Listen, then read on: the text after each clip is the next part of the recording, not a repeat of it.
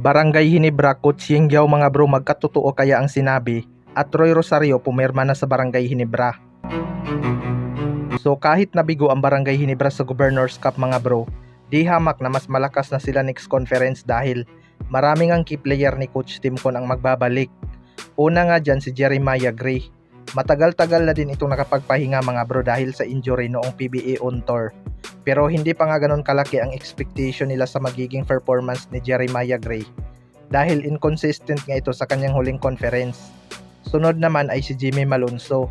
Healthy na nga itong si Jimmy Malonzo mga bro at ready to play na. Masusubukan nga ito ngayong second window ng FIBA Asia Cup kung talagang nakarecover na ito sa kanyang injury. Marami na din talagang naghihintay sa kanya dahil kulang nga sa legit forward ang Barangay Hinebra. Kung magkatotoo nga ang sinabi ni Coach Yengyaw na mas malakas na itong Barangay Hinebra ngayong Commissioner's Cup, siguro kukuha na din ito ng scorer na import mga bro.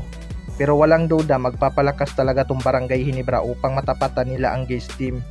Siguradong kaabang-abang talaga ang conference na to dahil si RHG pa rin ang magiging import ng TNT Tropang Giga. Gusto nga ni Justin Brownlee na mag-rematch ulit sila sa finals ngayong conference. Pero hindi nga yan magiging madali dahil malakas din itong lineup ng Gaze team dahil tatlo nga sa kanilang player ay nakapaglaro na sa PBA. Sa kabilang banda naman mga bro, Troy Rosario pumirma na sa Barangay Hinebra. Ito nga si Troy Rosario ang isa sa mga inaabangan ng lahat kung saang team babagsak mga bro. Pero malaki nga ang chance na Barangay Hinebra talaga ang kanyang lilipatan, lalo na at kailangan nila ng backup big man ni Japit Aguilar. Hindi na nga kaya ni Japit maglaro ng mahabang minuto mga bro. Kahit nawala si Sistan, hindi pa rin natin masasabing magdodomina na si Japit Aguilar sa Barangay Hinebra dahil sa kanyang edad.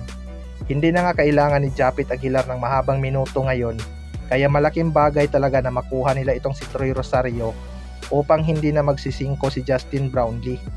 Ayon nga sa source mga bro ay pipirma na daw itong si Troy Rosario sa Barangay Hinebra. Well, para sa akin mga bro, dream come true nga ito para kay Troy Rosario na makapaglaro sa kanyang dream team. Kaya asahan natin na mas ganado itong maglaro sa Barangay Hinebra. Maganda nga ang naging performance nito sa Blackwater Bossing last conference at gutom na rin ito sa kampyonato kaya panigurado ibibigay niya talaga ang kanyang makakaya sa team. Magaling nga sa mga pick and roll itong si Troy Rosario kaya magiging threat talaga to sa opensa. May shooting nga ito beyond the arc at kapag pumutok ay napakahirap ng pigilan mga bro.